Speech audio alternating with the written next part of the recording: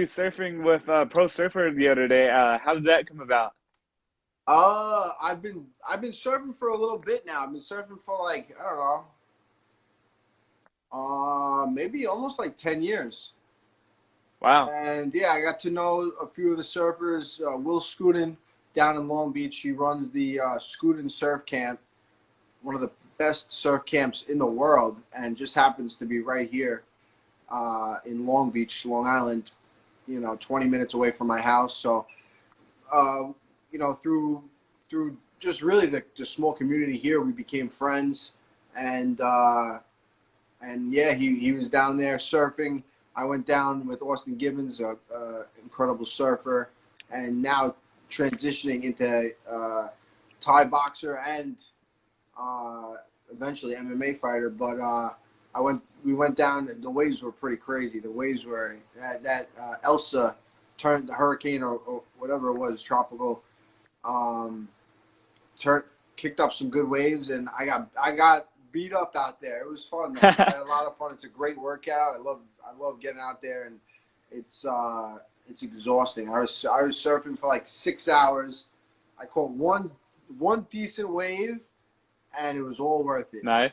So yeah, it was all worth it. A lot of time spent, a lot of wipeouts, a lot of getting my butt kicked in the water, struggling to swim to the surface, but it was all worth it when I got that one little wave. It was good. Mm-hmm. We already know who the best real estate agent in MMA is, but is it safe to say that you're the best surfer in MMA as well? I don't know. I'm gonna say there's probably some better surfers out there. I think Max Holloway, he's out in Hawaii, he's surfing.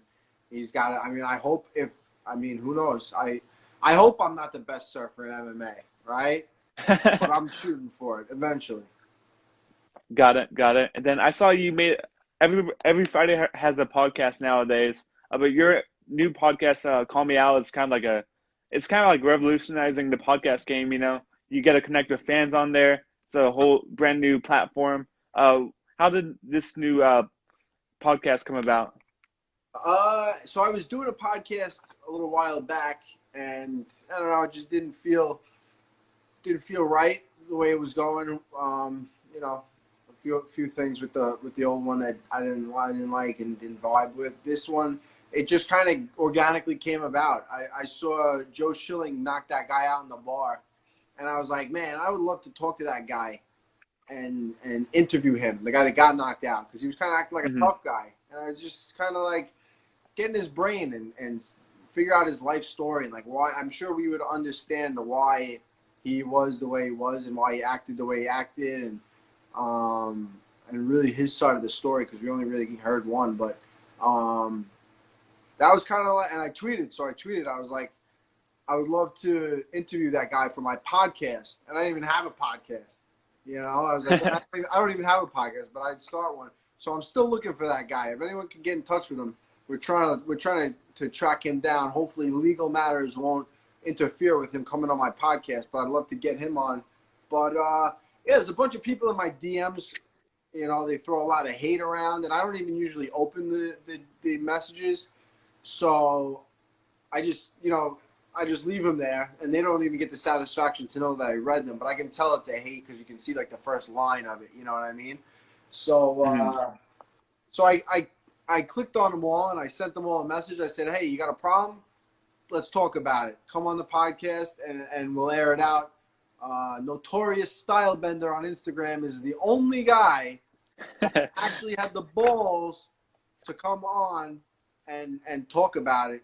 So I'm going to have to call some of these guys out next week on my story. I'm going to call them out and put a little pressure on them to get on the podcast. But yeah, it was fun. Ariel Helwani jumped on, and he not only did he jump on, he stayed on for like an hour. I couldn't thank him enough. Wow. I didn't even have like time to prepare. Like it kind of just, and he just ran with it. But I figured, I was like 30 minutes before the podcast, I'm going to shoot Ariel a text. I texted him, and he said, sure, I'll be on it. I wish I would have had a little bit more time to prepare for like an interview, but I think it worked out just as well. It was we were just kind of shooting the shit about some stuff like interviews we've had in the past, and the fights this weekend. Yeah, so it was Hmm. good. Yeah, who made the intro to your podcast, by the way? Oh man, I gotta get his name. It's incredible, isn't it? The artwork and Oh yeah, behind. I love the artwork as well. It's fun, man. It's fun. I think I couldn't be happier with the way it's going so far. In the first episode, uh, just incredible. Hmm. And I want to jump into the fights that we saw last weekend. What do you think about the main event, first and foremost? I thought it was a good fight. I thought it was a good fight. I mean, Dustin was, Conor came out heavy with the kicks. Conor initiated kind of that clinch, and then Dustin got it down and doing work on top. Really just beat him up for the rest of that round.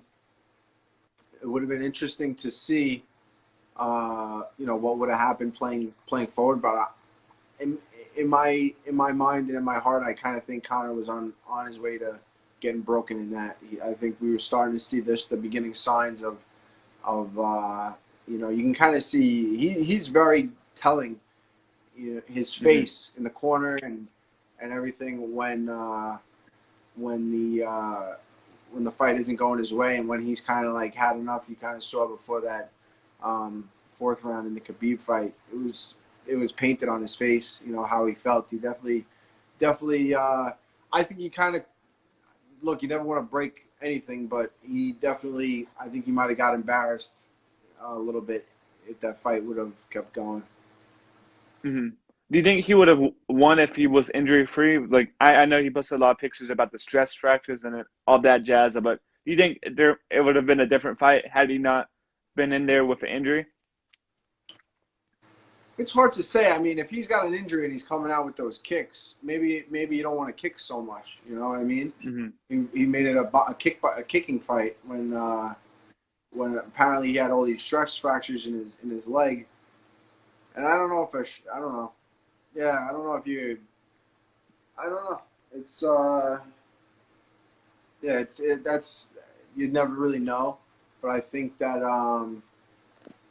yeah, I think that I think that he was on his way out. It looked like, you know. Hmm. And you're a great trash talker in the game, but do you think Connor might have went too far with the wife comments and "I'm gonna kill you" comments? Do you think he went too far, or do you think that's simply part of the game? No, 100%. I think I think. Oh, is this notorious style bender? He's on again. Look at him, shit talker. He wants to come on. Uh, I'm sorry. What was the question? Oh, so like, do you think he went too far into trash talk, Oh, or do you think it's just part of the game? yeah. I mean, but that's him. You know what I mean? That's Connor. I think it's tough when you lose to talk like that. When you win, when you're winning, and you're throwing a dolly through a bus and you're getting arrested and you're doing this and that, it's kind of like the notorious McGregor, you know what I mean? But if you start losing and now you're even talking more shit, then you just kind of turn into a dirtbag, you know what I mean?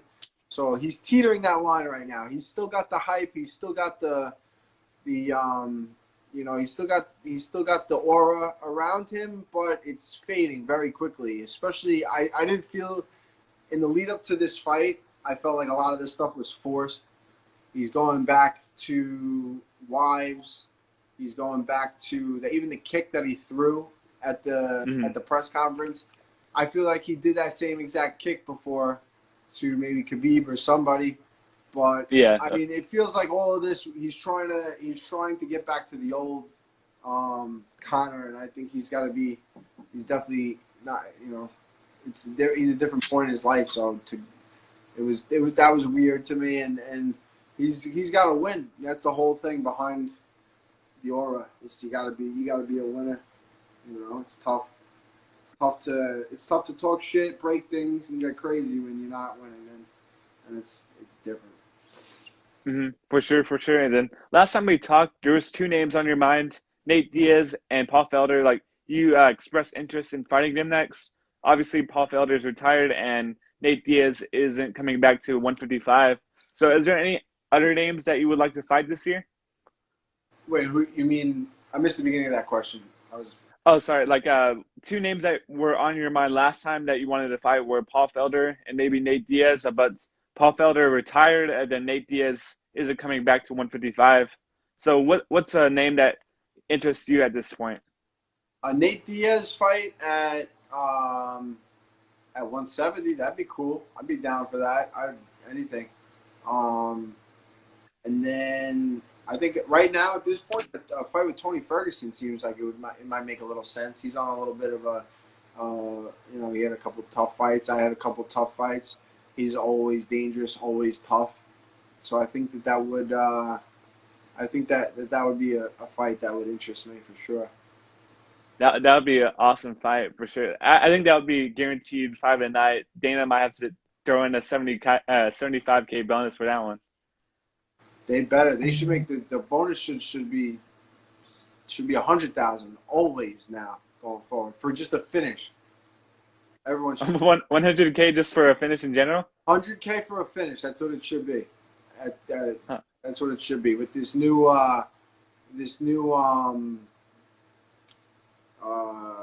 sponsor they got. This crypto nonsense. Throwing a couple Bitcoin for. You knock someone out, you get a couple of Bitcoin. Fuck it. You know what I mean? Mm-hmm. For sure. That would be awesome to see. And it's definitely going to increase the rate of finishes as well. So that'd be awesome. Yeah, everyone wins. You know what I mean? Mm-hmm. And then I saw that Madison Square Garden might be in the books for November. Is that a card that interests you at all? Yeah, it's definitely interesting. I'm feeling pretty good. I've been getting back into the training, a couple of injuries in the past kept me on the side, but now I'm starting to feel better, starting to get into it. So November definitely interests me. Mm-hmm. And how has everything been at Serra-Longo's fight team over there in Long Island? Everything's good, man. We got a bunch of guys fighting this weekend in the Ring of Combat. A bunch of upcoming guys, so I'll be going down there. I'm actually going to be commentating for the Ring of Combat. As well as cornering Dylan Mantello, the quiet man. He's an absolute savage on the come up now. I think he might be 2-0, 3-0. But yeah, he's had some really tough fights and he's pulled through. Last fight, really good fight for him. Got an armbar finish. So I'm looking forward to his fight. We got a bunch of other guys fighting down there, so it should be a great weekend. Mm-hmm. And I believe Aljamain Sterling's about to start his training camp for Peter Yan in October. How's everything been with him, and what adjustments do you think he needs to make to beat Peter Yan? Just a few things with I think definitely a few things like immediately leading up to the fight, the morning of the fight. I think he did some things different that didn't really work out for him, and then technically different things with takedowns, setting up his takedowns, some things with the striking. But I mean, he really put on a pace in that first round that was incredible, and he looked awesome in that first round. He didn't let Peter Yan get off at all. I think that he makes a few adjustments so that it can look like that towards the end of the fight. I think that he's gonna be he's gonna be looking a lot better. But I think there's I'll just right there with him. I think there was a few small things, some little adjustments, and he'll be looking good. Mm-hmm. And then, as we're moving away from COVID and life's starting to get back to normal, how has the real estate business been in this summer? And has it amplified since COVID's not around as much as anymore? Hold on, this guy freaking notorious style bender. He said, I don't make excuses. He said, I don't make excuses. He goes, I thought you didn't make excuses. I'm not. I said I had a couple injuries. That's not an excuse. Why? Did I say I lost a fight because I had any injuries? No, you didn't. So it's not an excuse. I actually had a couple injuries. Listen, if I had an injury, you're not going to hear about it. There's no freaking excuses here, buddy. All right?